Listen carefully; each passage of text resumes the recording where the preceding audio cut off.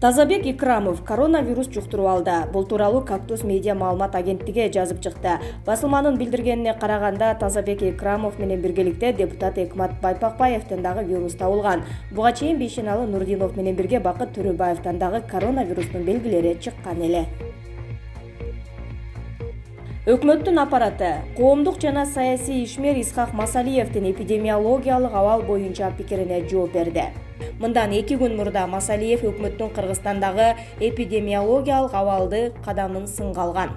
Эмне кымбат, ден соолукпу же бийликпи? Өзгөчө абал режимин киргизүү боюнча Боронов зарылдык жок дейт. Ооруну жуктургандар тездик менен көбөйүүдө. Бул илдеттен эми эл өлө баштады. Эмнеге чектөө киргизилбей жатат? Менимче 2 себеби бар деп андан кийин өзүнүн пикирин жазган. Коомдук жана саясий ишмер Исхак Масалиевдин пикирине тийиштүү Кыргыз Республикасынын өкмөтүнүн аппараты төмөнкүлөрдү билдирет. Чындыгында азыркы учурда өлкөдөгү эпидемиологиялык абал кыйын болуп турат. Коронавирус инфекциясы тастыкталган жарандардын саны бир топ көбөйдү. Ошону менен бирге республикалык ыкчам штаб учурда өлкө боюнча жыянын айрым аймактарында кайрадан өзгөчө абал режимин киргизүү маселесин караган жок. Азыркы тапта жарандардын аң сезимдүүлүк деңгээлин жогорулатууга басым жасалууда. Кыргыз Республикасынын өкмөтү аларды белгиленген санитардык чечимдерди сактоого, өтө зарыл болбосо үйдөн чыкпоого жана массалык иш-чараларга барбоого чакырат. Ооруган жарандардын санынын көбөйүшүнө жол бербөө максатында мамлекеттик мекемелердин кызматкерлеринин басымдуу бөлүгү аралыктан иштөө режимине которулду. Шаардык мэрияларга, областтык жана райондук мамлекеттик администрацияларга, базарларда, соода борборлорунда, эл көп топтолгон жерлерде санитардык эрежелердин сакталышына көзөмөлдү күчөтүү тапшырылды. Мындан тышкары, Бишкек шаарында эс алуу күндөрү коомдук унаалардын жана таксилердин кыймылы убактылуу токтотулду.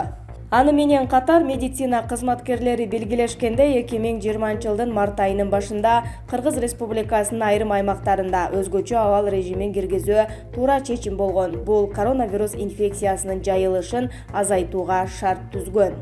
Ошондо коомдо санитардык ченемдерди жайылтуу максаты коюлган. Бирок өзгөчө абал режими алынган соң көпчүлүк кыргызстандык медицина кызматкерлери сунуштаган чараларды сактоого кайдыгер мамиле жасашууда. Буга байланыштуу дагы бир ирет өз саламаттыгыңыздар үчүн жоопкерчиликтүү болууга чакырабыз. Орозайым Нарматова кыйла жылын Кыргызстандын картасын тактоого өмүрүн арнаган академик, географ Саламат Аламанов Каркыра боюнча 2010-жылы чындыкты айткан. Саламат аганын толук түшүндүрмөсүн окуп, Мадумаровду жамандап жаткандар уялып калар деген пикирдемин.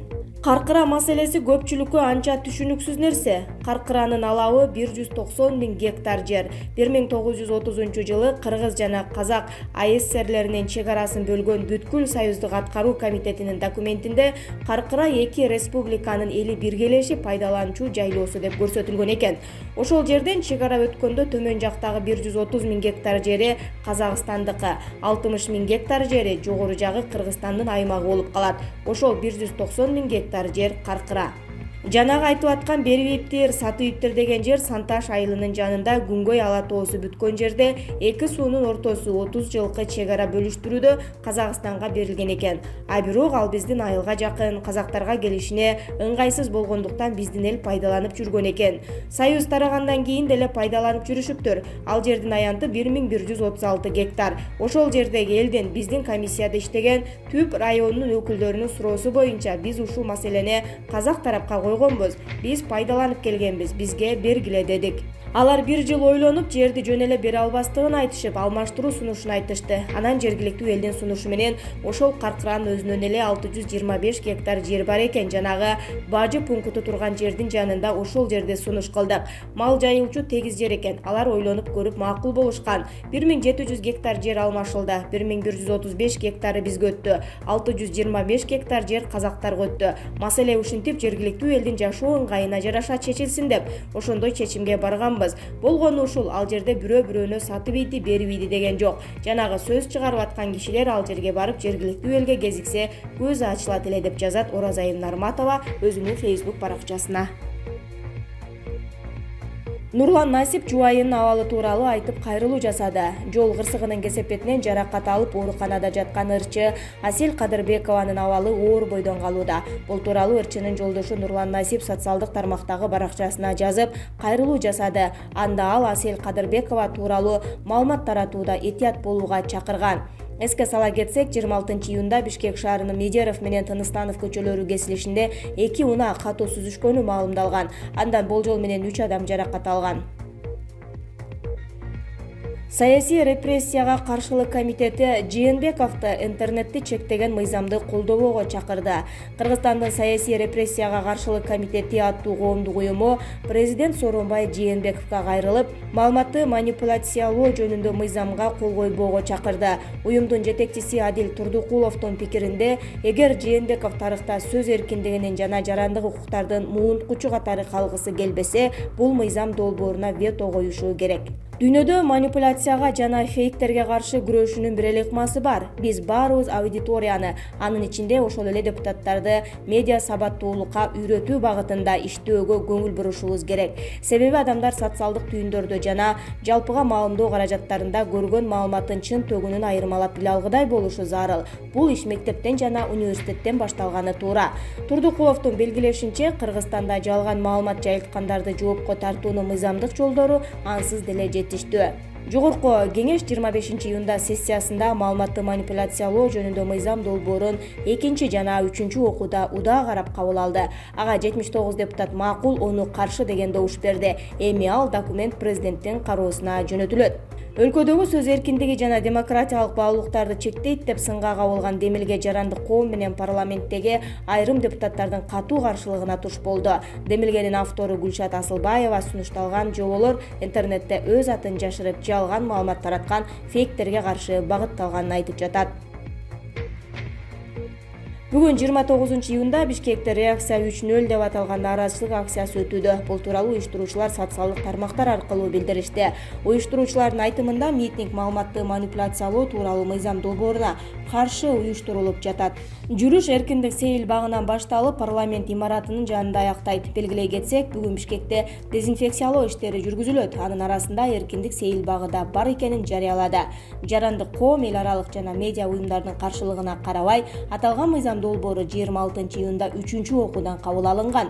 Социалдык тармактын колдонуучулары бул мыйзам сөз эркиндигине каршы багытталат деп сындап жатышат. Авторлор өздөрү мыйзам жеке адамдын намысын, абийирин интернеттеги ушак жалалардан коргоого өбөлгө болот деген негиз келтиришкен.